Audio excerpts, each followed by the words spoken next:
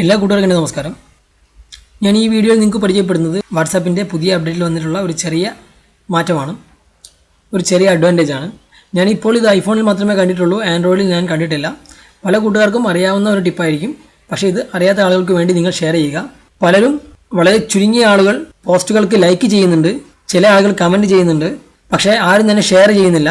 നിങ്ങളത് ഷെയർ ചെയ്തെങ്കിൽ മാത്രമേ അത് കൂടുതൽ പേരിലേക്ക് എത്തുകയുള്ളൂ. ഇല്ലെങ്കിൽ എൻ്റെ ഫേസ്ബുക്കിൻ്റെ മെസ്സേജ് ഇൻബോക്സ് അത് മറ്റുള്ളവരുടെ ചോദ്യങ്ങൾ കൊണ്ട് നിറയും. നിങ്ങളത് ഷെയർ ചെയ്യുമ്പോൾ കൂടുതൽ പേരിലേക്ക് എത്തുകയും അവർക്ക് അതിലൂടെ കാണുവാനും അവർക്ക് അവരുടെ ആവശ്യം നിറവേറുവാനും സാധിക്കും. അതുകൊണ്ട് എല്ലാവരും ഷെയർ ചെയ്യുക. നിങ്ങൾക്ക് ഇഷ്ടപ്പെട്ടിട്ടില്ലെങ്കിലും നിങ്ങൾ ഷെയർ ചെയ്യുക. കാരണം ഇത് അറിയാത്ത ആളുകൾ ഒരുപാട് പേരുണ്ടാവും, അവർക്ക് ഈ വീഡിയോ ഉപകാരപ്പെടും.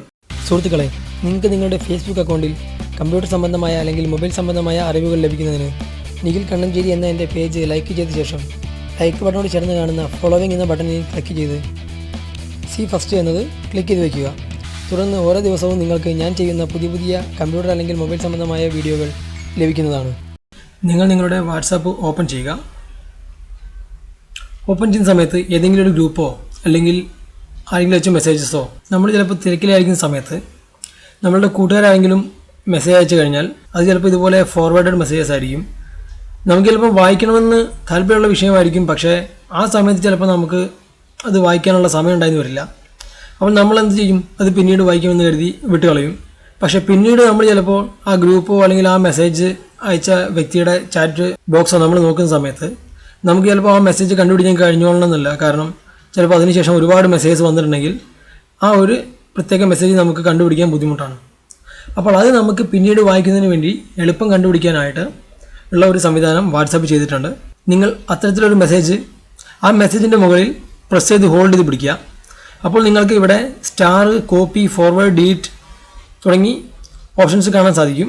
നിങ്ങൾ ഈ സ്റ്റാറിൻ്റെ മുകളിൽ ക്ലിക്ക് ചെയ്യുക.